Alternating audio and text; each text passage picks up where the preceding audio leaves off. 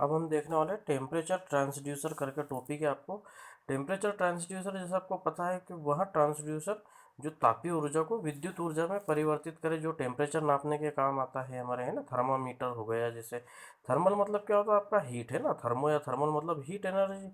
और आपका temperature transducer क्या करेगा, उस थर्मल एनर्जी को इलेक्ट्रिकल एनर्जी में कन्वर्ट करेगा। ये कितने प्रकार के होते हैं, थर्मोकपल होते हैं, आरटीडी होते हैं, थर्मिस्टर होते हैं, है ना।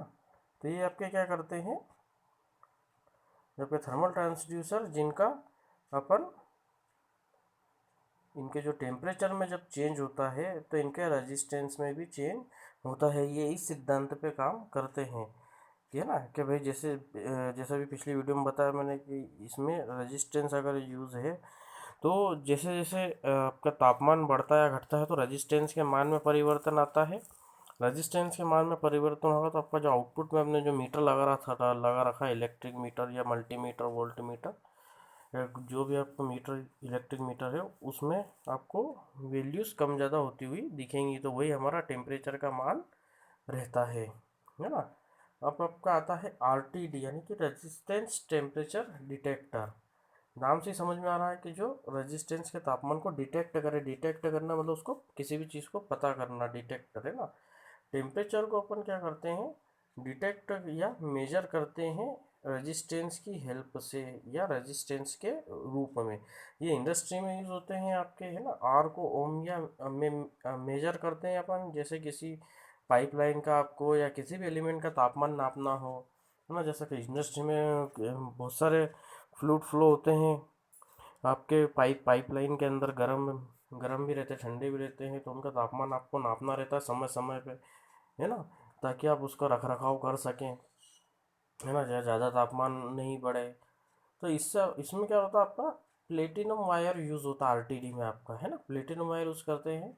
इसके इसकी खासियत क्या रहती है, जब 0 डिग्री तापमान रहता है तो आपको 100 ओम दिखाता है ये, है ना। RX आपका जो है, ये लिखा है मैंने, टेम्परेचर सेंसर रहता है ये कई प्रकार के यूज़ कर सकते हैं अपन टेम्परेचर आरटीडी, यानी कि जो आपका RX है ना। जरूरी नहीं आप प्लेटिनम का ही यूज़ करो, PT100 इसको बोलते हैं प्लेटिनम के। जो RX आपका जो सेंसिंग टेम्परेचर या RTD जो रहता है आपका, है ना। जैसे 2 वायर RTD आपका आता है, 3 वायर RTD भी आता है, 4 वायर RTD आता है ना।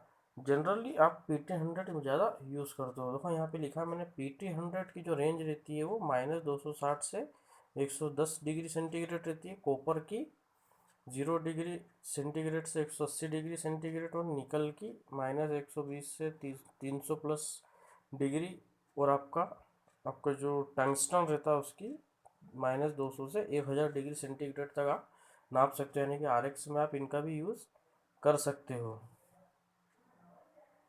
है ना। RX आपका क्या रहता है, अननोन रेजिस्टेंस, यही आपका RTD रहता है, क्योंकि भाई ये इसके मान में परिवर्तन होगा। ये इस प्रकार से इसका सर्किट होता है। यहाँ पे RX से आपका RTD जो टेम्परेचर को सेंस करता है ना। ये मेरा 3 वायर RTD, 3 वायर RTD क्यों, क्योंकि यहाँ पे मैंने देखो 3 वायर है ना। ये LR1 LR2 क्या है, इस जो आपके वायर है ना, ये आपका इन वायरों का भी खुद का रेजिस्टेंस रहता है ना। तो इसलिए हम इसको भी कैलकुलेट इंक्लूड कर लेते हैं। 2 वायर में क्या रहता है आपका, इनका रेजिस्टेंस ज़्यादा बढ़ जाता है। जो बीच में आपको जो वायर दिख रहा है ये RX से टच हो रहा है, तो इस तीसरे वायर से हमने क्या किया कि जो ये LR1 LR2 जो इन 2 वायरों का जो रेजिस्टेंस से जो 2 केबल निकल रही थी कनेक्ट होकर के, इनके रेजिस्टेंस को मान को हमने कम कर दिया, है ना। तो देखो इसमें कंस्ट्रक्शन में क्या क्या यूज़ होता है, तो आपका ब्रिज यूज़ होता है ना, ब्रिज सर्किट, या आपका व्हीटस्टोन ब्रिज या कोई सा भी ब्रिज हो सकता है ना। यहाँ पे बीच में आपका G है, आप गैल्वेनोमीटर या वो डिजिटल वोल्टमीटर भी यूज़ कर सकते हो, क्योंकि हम मापेंगे। यहाँ पे R1 R2 R3 आपके क्या है, नॉन रज R1 R3 आपके फिक्स रेजिस्टेंस है, जिनका मान आपको पता है। R2 आपका जो है ये तीर है, इसमें मतलब कि वेरिएबल है, इसको आप कम ज़्यादा कर सकते हो जनरली, पर हम इसको मान को फिक्स करके रखते हैं। और आपका RX अननोन रेजिस्टेंस, RX आपके मान, अब जब 0 डिग्री टेम्परेचर रहता है तो पता है आपको कि जब ये अगर चारों रेजिस्टेंस का मान सेम है तो ब्रिज आपका बैलेंस रहता है, यानी आपको कुछ भी पता नहीं चलता, नल पोजीशन पे रहता है। जैसे ही इस रेजिस्टेंस के मान में परिवर्तन आएगा तो आपका ब्रिज अनबैलेंस हो जाएगा, और इसमें इलेक्ट्रिसिटी आपको गैल्वेनोमीटर में आपको इलेक्ट्रिसिटी जनरेट होगी, आपको गैल्वेनोमीटर और डिजिटल वोल्टमीटर से आपको पता लग जाएगा। तो ये डिजिटल वोल्टमीटर का कांटा जितना जाएगा वही आपका टेम्परेचर का मान होगा, है ना। RX जो रहता है आपका, देखो ये प्योर मेटल के बने होते हैं ना, जैसे ये रेजिस्टेंस जैसा होता है आपका प्योर मेटल का होता है, जैसे कॉपर का, प्लेटिनम का, निकल का, टंगस्टन का, है ना। और ये इसका फार्मूला होता है फाइनली जब आप टेम्परेचर निकालते हो, तो इसमें है ना R is equal to 1 + α1 t square plus α2 square, या जितने, अब आपको फाइनली फार्मूला क्या मिलता है, R बराबर R0 × 1 + α t। तो जहाँ पे आपका R क्या है, आउटपुट रेजिस्टेंस है ना, R0 आपका नॉन रेजिस्टेंस जिसकी वैल्यू आपको पता है ना, जो जैसे कि PT100 के लिए आपको पता है कि 0 डिग्री पे ये 100 डिग्री देता है, ऐसी जैसे आपका तापमान बढ़ेगा। और अल्फ़ा आपका क्या था, रेजिस्टेंस टेम्परेचर कोफिशिएंट, इसका मान फिक्स रहता है ना 0.00385 डिग्री सेंटीग्रेड। अब हम इसमें टेम्परेचर फाइंड आउट करना है। अगर टी बराबर 0 रहेगा तो R बराबर आपका क्या हो जाएगा, R0, यानी कि R बराबर आपका उसी मान को हम वोल्ट मीटर में जनरेट कर लेते हैं। तो ये जब आपका टेम्परेचर 0 रहेगा तो ये सारे वैल्यूज कैंसिल होकर के आपको लास्ट में क्या बचेगा, R बराबर R0, यानी कि 100 डिग्री सेंटीग्रेड आपका तापमान रहेगा, है ना। अच्छा, इसको रेजिस्टेंस थर्मामीटर भी कहते हैं, क्योंकि टेम्परेचर बढ़ने पर रेजिस्टेंस बढ़ता है और टेम्परेचर घटने पर रेजिस्टेंस कम होगा। इस आप वैल्यू को पता कर सकते हो। अब आपका आता है, ये सिंपल है और इम्पोर्टेंट टॉपिक, थर्मोकपल। थर्मोकपल क्या होता है कि थर्मो मतलब हीट, और कपल मतलब जोड़ा, ज्वाइंट होना। तो इसमें अपन क्या करते हैं, ये भी एक इलेक्ट्रिक ट्रांसड्यूसर है, ये भी टेम्परेचर मेजर में ही यूज़ करने में यूज़ होता है। ये भी एक प्रकार का सेंसर कह सकते हो अपन। इसमें इसमें क्या होता है, दो अलग धातु का यूज़ करते हैं अपन, या कह सकते हैं दो अलग धातु का बना होता है जो कि ज्वाइंट रहते हैं एक पॉइंट पे। ये देखो, ये ऊपर जो आपको दिख रहा है ये अलग धातु है, और ये मैंने अलग धातु ली और इन दोनों को एक पॉइंट पे ज्वाइंट कर दिया ऐसे, है ना। तो ये जंक्शन हो गया, ये पॉइंट जहाँ पे ये दोनों मिले हुए हैं, है ना। तो एक आपका आता है हॉट जंक्शन, जहाँ पे आपको तापमान नापना रहता है, उसको हम उस जगह पे रखते हैं, जैसे भट्टी के आगे, या जिस भी चीज़ को आपको तापमान नापना उस पर रखते हैं अपन।